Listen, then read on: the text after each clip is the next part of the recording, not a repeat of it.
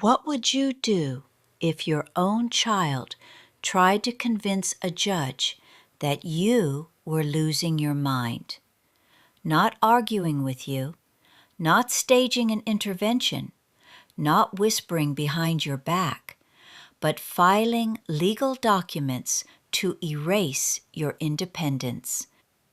But before we continue, please subscribe and turn on the notification bell for updates. My name is Margaret Ellison. I'm 67 years old. I spent 35 years as a high school principal, managing million-dollar budgets, supervising hundreds of staff, and mediating conflicts that would make most people crumble. I buried my husband 3 years ago. I live alone in the home we paid off together. My retirement account is healthy. My mind is sharper than it has ever been. And yet, on a gray Tuesday morning, I sat in a courtroom while my only son told a judge I was confused. Let that sink in. Daniel Ellison, 42 years old, my child, the boy I stayed up with during asthma attacks, the teenager whose college tuition I paid in full, the man whose wedding I funded because he needed a little help getting started. He told the court I was slipping. He told them I forgot things. He told them I was vulnerable. And the worst part, he sounded convincing. The courtroom was colder than I expected, or maybe that was just the feeling crawling up my spine as I watched him speak so calmly about my supposed decline. He didn't look nervous. He didn't look guilty. He looked prepared.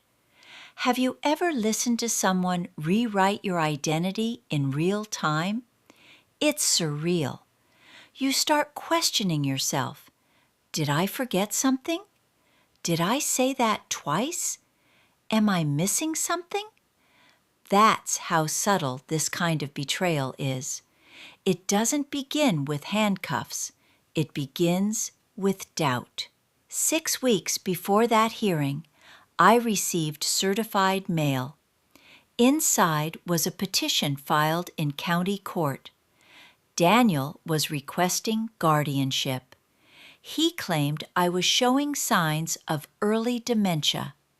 He asked the court to grant him authority over my finances, my property, even my medical decisions. In plain English, he wanted control of everything: my house, my retirement savings, my voice. If you've never looked into what guardianship actually means, here's the truth. Once declared mentally unfit, you lose your legal autonomy. You don't sign your own checks. You don't sell your own home. You don't decide your own treatment. Someone else does. Imagine being alive, but legally silenced. Now ask yourself something. Would you know if someone was slowly building a case against you? Daniel had been asking questions for months. At first, they sounded caring. "Mom, are you sure you want to manage all this alone? Maybe I should help with the bills. Have you thought about downsizing?" It felt normal, reasonable even. I had lost my husband. Of course he would be concerned. But concern has a tone, and control has a different one. Daniel is a real estate agent, or at least he was doing better when the market was strong. Lately, he'd been talking about slow quarters and tight margins. His wife, Chloe, enjoys a certain lifestyle: new cars, renovations, vacations that look curated for social media. I don't judge. I observe, and I document. That's the thing about spending decades running a school. You learn patterns. You learn when behavior shifts. You learn when someone is laying groundwork. 3 months before the petition, Daniel asked about my investment accounts. 2 months before, he asked where I kept the deed to the house. 1 month before, he suggested I add him to my checking account just in case. Just in case of what? When I declined, politely, something changed. His visits became less frequent. His tone sharpened. He started correcting me unnecessarily. "You told me that already, Mom." "Are you sure? That's not what you said yesterday." Small things, almost invisible, until they weren't. And then came the paperwork. When I read the words "mentally unfit," I didn't cry, I didn't scream, I didn't call him. I went to my desk. You see, Daniel believed something about me that turned out to be his greatest mistake. He believed I would panic. He believed I would be embarrassed. He believed I would crumble quietly. Instead, I prepared. By the time we stepped into that courtroom, I had 6 months of documentation. Emails, text messages, bank records, witness statements, medical evaluations. I wasn't confused. I was ready. But none of that mattered in that first moment as I sat there listening to him describe me as fragile. Because here's the truth no one talks about. Betrayal doesn't hurt because of what you lose. It hurts because of who delivers it. And then, after Daniel finished speaking, the judge reached for a file, a thick, brown file. He flipped it open slowly. The sound of paper shifting echoed in the silence. He adjusted his glasses. He looked at my son, and he asked one question, a simple question. "Mr. Ellison, did you read this before you filed your petition?" The courtroom went completely still. Daniel stopped talking. And what happened next would begin to unravel everything he thought he had so carefully constructed. What if the person trying to prove you're unstable is the one quietly rearranging your reality? That's how it began. Not with shouting, not with threats, with suggestions. After my husband passed, Daniel started stopping by more often. At first it felt comforting. He'd bring groceries, fix a loose cabinet hinge, sit at the kitchen table where he used to do homework, and ask how I was sleeping. But slowly the conversations shifted. "Mom, you already told me that." "Didn't you pay that bill last week?" "Are you sure you remember correctly?" The first time he said it, I laughed. The second time, I brushed it off. By the 10th time, something inside me tightened. Have you ever repeated a story because you were excited and someone looked at you like you were malfunctioning? It's subtle, and it works. One afternoon, I couldn't find my checkbook. I keep it in the same drawer, always have, 30 years. That drawer is muscle memory. It wasn't there. I searched the house twice. An hour later, Daniel found it on the kitchen counter. I hadn't taken it out. He smiled gently. "Mom, this is what I'm talking about." Talking about what? But here's the strange part. He didn't look concerned. He looked reassured. That was the moment something clicked. Confusion doesn't feel like that. Confusion is chaotic. This felt orchestrated. Then came the financial questions. How much do you still have in retirement? Are your investments safe? What happens if the market crashes? Reasonable questions until they became persistent. One Sunday afternoon, he brought printed documents. "Just something simple," he said. "Temporary power of attorney, just in case." Just in case of what, Daniel? I told him I'd review it. He pressed. "Mom, you don't want strangers making decisions if something happens." Strangers, the irony. 2 weeks later, he mentioned selling the house. The market's strong right now. You could downsize, free up capital. Free up capital for whom? Let me ask you something. If your child suddenly becomes intensely interested in your assets, do you assume protection or projection? The turning point came with the property tax accusation. He stormed in one evening holding a printout. "You forgot to pay your taxes. They're overdue." I walked calmly to my filing cabinet. Top drawer, blue folder, receipt stamped and dated, paid 3 weeks earlier. He stared at it. Not relieved, not apologetic, annoyed. That was the day I stopped reacting and started recording. I bought a simple leather-bound journal. Every interaction, date, time, topic, tone. I saved every text message, backed up every email. I requested paper statements instead of digital-only copies. Not because I was paranoid, because patterns reveal truth. And here's what the pattern showed. Daniel had contacted my bank branch twice without telling me. He'd asked general questions about account oversight. He'd inquired about guardianship procedures. Guardianship. Before I ever received the petition. That's when I made my quietest, smartest move. I scheduled a full cognitive evaluation, not because I doubted myself, because I understood strategy.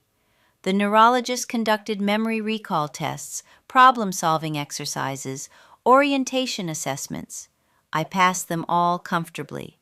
His written conclusion was clear: no evidence of cognitive impairment. I didn't tell Daniel. I wanted him to keep underestimating me. Gaslighting works when someone questions their own mind. It collapses when evidence enters the room. But Daniel escalated. He started correcting me in front of neighbors. "Mom gets mixed up sometimes," he told Chloe, within earshot once. "She's not the same lately." He planted seeds, and seeds grow in silence. Then one afternoon, I received a phone call from my neighbor, Patricia. "Margaret, Daniel mentioned you might be moving soon?" Moving? I hadn't discussed that with anyone. That's when the final piece clicked into place. He wasn't reacting to decline. He was building a narrative where I was fragile, forgetful, vulnerable. And here's the terrifying part. If I hadn't been paying attention, it might have worked. Because guardianship cases don't require dramatic proof, they require convincing doubt. 6 weeks later, the certified envelope arrived. Official petition, filed in county court, allegations of cognitive decline, claims of unpaid bills, claims of confusion. I sat at my kitchen table, reading words that described a woman I did not recognize. And I realized something chilling. My son hadn't filed this out of panic. He filed it with confidence. Confidence that I wouldn't fight back. Confidence that I wouldn't see it coming. Confidence that he had laid enough groundwork. But what Daniel didn't know was that every seed he planted, I had documented. Every misplaced object, every financial inquiry, every contradictory statement. He thought I was walking into court defenseless. He had no idea I had already prepared the first piece of evidence. And when that evidence surfaced, the entire story he constructed would begin to fracture. But what happened next would expose not just his plan, but his motive. And no one in that courtroom was ready for it. Chapter 1, complete. Chapter 2, the evidence he didn't expect. Approximately 800 plus words. You can call someone confused until documentation starts speaking louder than words. The courtroom smelled of polished wood and faint coffee, the kind you only get in county buildings. Sunlight slanted through tall windows, dust motes drifting like tiny witnesses. Daniel stood there, chest straight, voice steady, telling the judge I was losing my mind. His lawyer echoed the story. Concerned son, progressive decline, forgetfulness. I sat quietly in my seat, a folder in front of me, heart calm but pulse quick. Years of experience and education taught me one thing: authority responds to evidence, not emotion. And I had evidence, every piece of it. The first file my attorney handed to the judge wasn't the big one yet. It was the cognitive evaluation, a crisp medical report from Dr. Laura Sanchez, a neurologist known for her precision. Scores on memory recall tests, problem-solving tasks, orientation exercises, every line pointing to one fact: I was mentally sound. Daniel's confident gaze faltered just slightly, a flicker in the corner of his eye, unnoticed by him but not by me. Next came the financial timeline: emails, text messages, bank statements, meticulously organized. My attorney explained, "Your Honor, these documents show Mr. Ellison requested account access repeatedly prior to filing for guardianship and frequently mentioned concerns about her management of funds." I watched as the judge's eyes scanned the pages. Daniel leaned forward, trying to intercept the narrative, but the facts were stacked against him. One line in particular stood out: a text from Daniel to Chloe, time-stamped 2 weeks before he filed, reading, "Once I get guardianship, we can refinance and pay off everything. She won't even understand what's happening." I felt the room shift. Even the court clerk paused mid-note.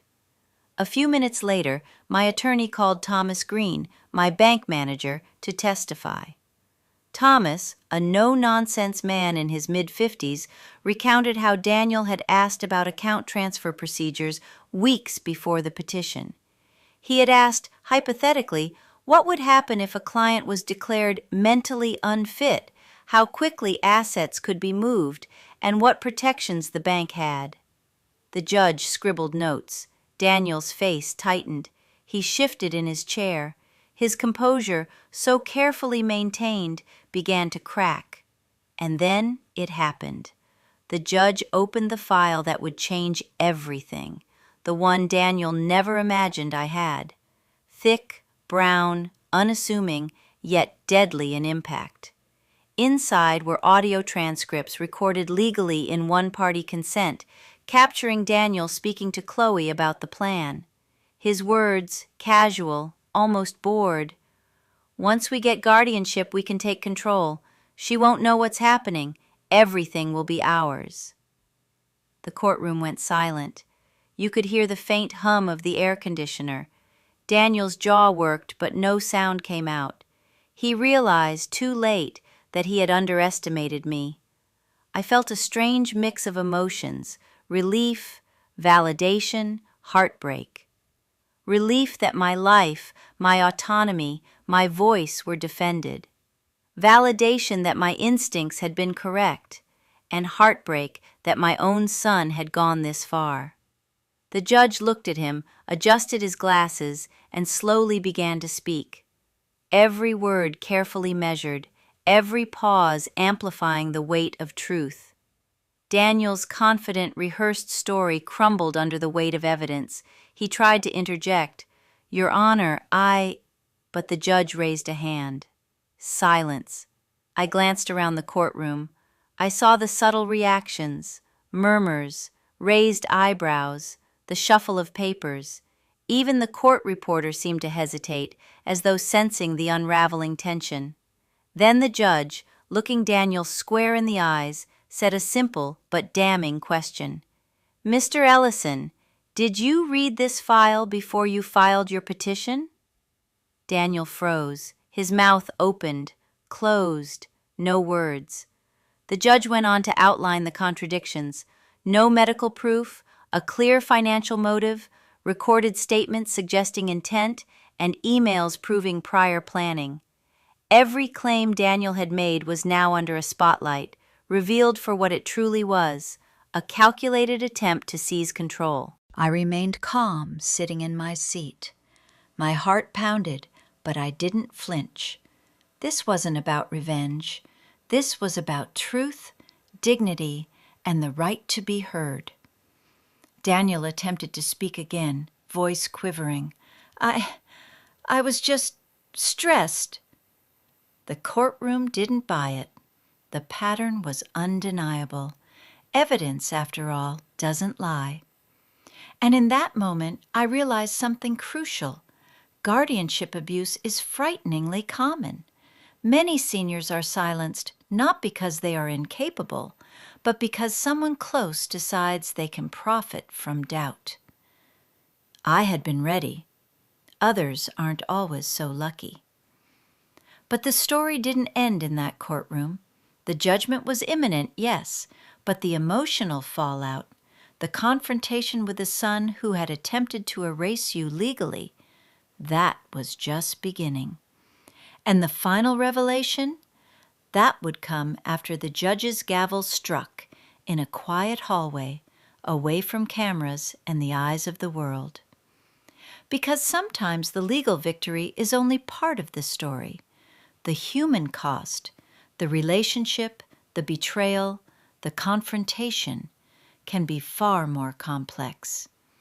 And that confrontation, what came next, would force both of us to face truths we had been avoiding for decades.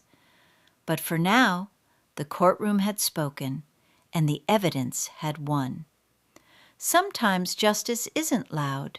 Sometimes it's a single quiet question that leaves a person exposed. The courtroom was tense. Daniel had spent months rehearsing his story, painting me as a woman slipping into confusion. He thought confidence and repetition would be enough. But evidence is louder than lies. The judge, a man in his 60s with a calm, deliberate presence, leaned back slightly in his chair. His eyes scanned the room, landing on Daniel with a weight that made the younger man shift in his seat. I sat quietly, hands folded, heart steady. I had no need for theatrics. The truth had already done its work. Then, after reviewing the file that contained the transcripts, emails, bank statements, and medical reports, the judge asked the question that would shatter my son's facade. "Mr. Ellison, did you read this file before you filed your petition?" Daniel froze. The word file seemed to echo in the silent courtroom. His mouth opened, closed, opened again, and then nothing. For the first time that morning, the confident tone he had perfected faltered. His eyes darted around the room, searching for an escape, for some unseen ally, for a loophole. There was none. The judge continued.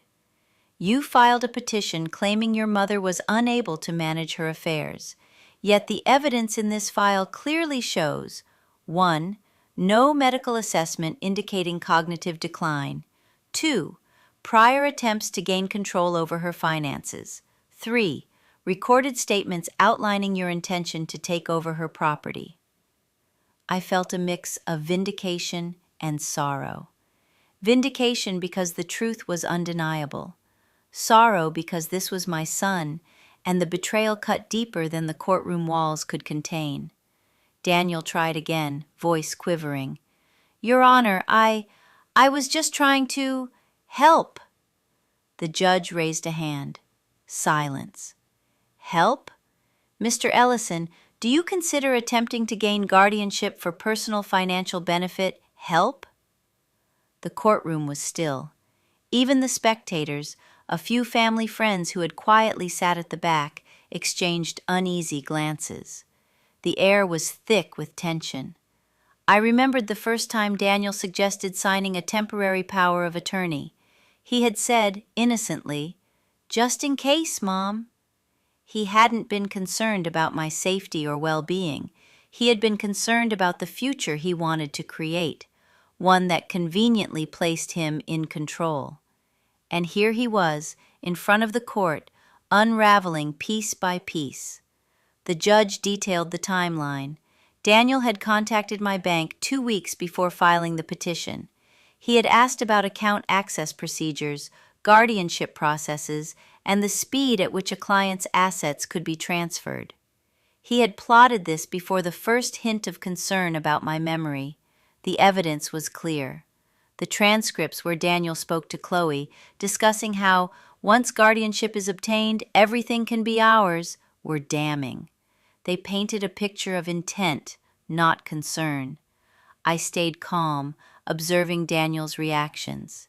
His hands shook slightly. His breathing was uneven. He realized the walls he had built around his narrative were crumbling, and there was nothing left to hold them up. The emotional spike hit me then, a strange mix of relief, grief, and sorrow. Relief because the truth was finally visible. Grief because my son had plotted against me. Sorrow because relationships cannot be repaired with evidence alone. The judge leaned forward. "Mr. Ellison, your petition is denied. Furthermore, the court notes concern regarding the misuse of the guardianship process and warns against any future attempts without clear, valid cause. Court costs will be assigned to you." Daniel slumped back in his chair, stunned. No words, no rebuttal. Silence filled the room, heavier than any shouting could have been. After the gavel fell, the courtroom slowly emptied. The air outside was colder, sharper, as if the walls themselves had exhaled. Daniel approached me quietly in the hallway, his voice low, almost pleading. "Mom, I was just trying to help." I looked at him, steady and unwavering. "No, Daniel, you were trying to control. There's a difference." The aftermath was complicated. Contact remained limited. Legal protections were put in place, independent trustees, financial safeguards, and clear boundaries. But emotionally, the wound lingered. Sometimes, the human cost of betrayal is heavier than the legal victory. A courtroom can correct what's right, but it cannot always repair the trust lost, the love fractured, or the heartbreak endured. And yet, even in that hallway, watching Daniel leave with his head lowered, I felt a strange sense of peace. I had defended not only my rights, but my identity, my voice, and my dignity. The real lesson? Guardianship abuse isn't rare. Seniors are often silenced not because they cannot think or manage, but because someone close decides they can exploit doubt and fear. Preparedness and documentation can save you from being erased, literally. But the story wasn't over. The courtroom had delivered judgment, yes, but the personal confrontation, the reckoning with the son who tried to replace you legally, that was a journey only just beginning. And what came next would force both of us to face truths long buried, emotions long ignored, and decisions that neither of us could take back. The courtroom was quiet now. The gavel had struck, the files were closed, the legal battle was over, but the story, my story, was far from finished. I sat alone in my living room that evening, reflecting on what had just happened. The house was too big for one person, yet every corner felt like a victory. Victory not over my son, but over a system that could have silenced me, stripped me of my autonomy, and rewritten my identity without my consent. Think about that for a moment. One piece of paper, one petition, one courtroom, and suddenly someone can attempt to erase your independence.